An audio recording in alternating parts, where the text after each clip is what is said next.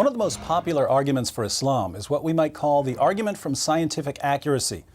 Muslim apologists claim that the Quran contains numerous scientific insights that couldn't have been known by Muhammad apart from divine revelation, and that were only verified centuries later. Now, I've debated Muslims on this argument, and I find it very strange because the Quran is a scientific disaster. Everything Muhammad could get wrong, he got wrong. The Quran claims that semen is formed between the backbone and ribs, Surah 86 verses 6 to 7, that the earth is flat, Surah 88 verse 20, that there are 7 earths, Surah 65 verse 12, that the sun and the moon chase each other around the earth, Surah 36 verses 38 to 40, that human embryos are blood clots, Surah 22 verse 5, that the sky would fall on the earth if Allah didn't hold it up, Surah 22 verse 65, and that stars are missiles that Allah uses to shoot demons who try to sneak into heaven, Surah 37 verses 6 to 10, and Surah 67 verse 5. But I don't want people to think that I'm making things up, so let's read a few verses.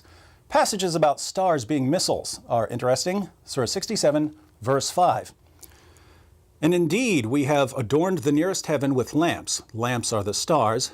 And we have made such lamps as missiles to drive away the shayateen, devils, and have prepared for them the torment of the blazing fire. Stars are missiles that drive away demons. How does this work? Surah 37, verses 6 to 10. Verily, we have adorned the nearest heaven with the stars for beauty, and to guard against every rebellious devil. They cannot listen to the higher group, angels, for they are pelted from every side, outcast, and theirs is a constant or painful torment, except such as snatch away something by stealing, and they are pursued by a flaming fire of piercing brightness. Demons who sneak into heaven to steal some information are pursued by a flaming fire of piercing brightness. Muhammad explained in the hadith that this refers to shooting stars.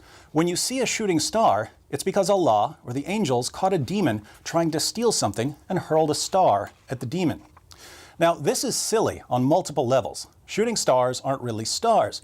They're rocks that burn up when they enter the Earth's atmosphere. And how many Muslims really believe that when a rock hits the Earth's atmosphere, it's to stop a demon from getting away with valuable information? Muslims today know more about stars than the author of the Quran did. Let's look at another passage. Surah 18, verses 83 to 86.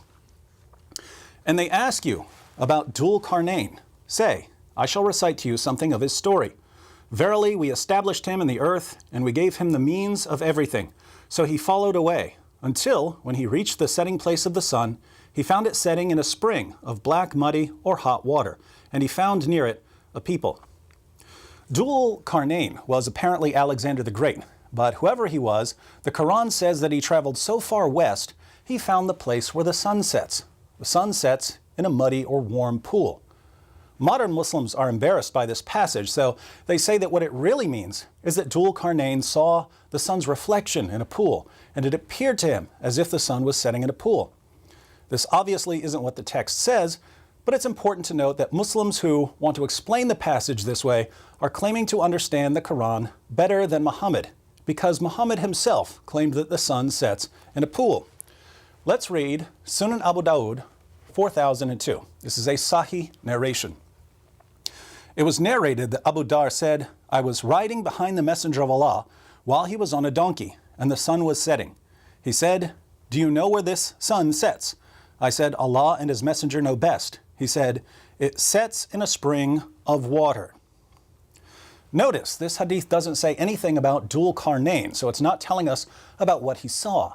This is Muhammad telling one of his companions where the sun goes when it sets, and Muhammad says that it sets in a pool.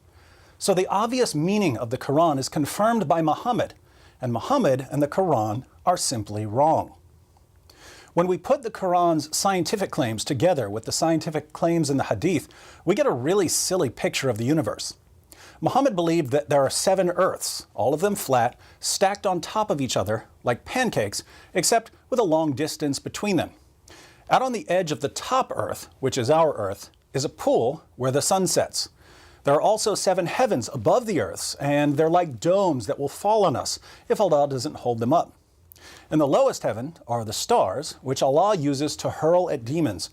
And all of this is sandwiched between a giant fish at the bottom and 8 giant goats on top. What did Muhammad get right?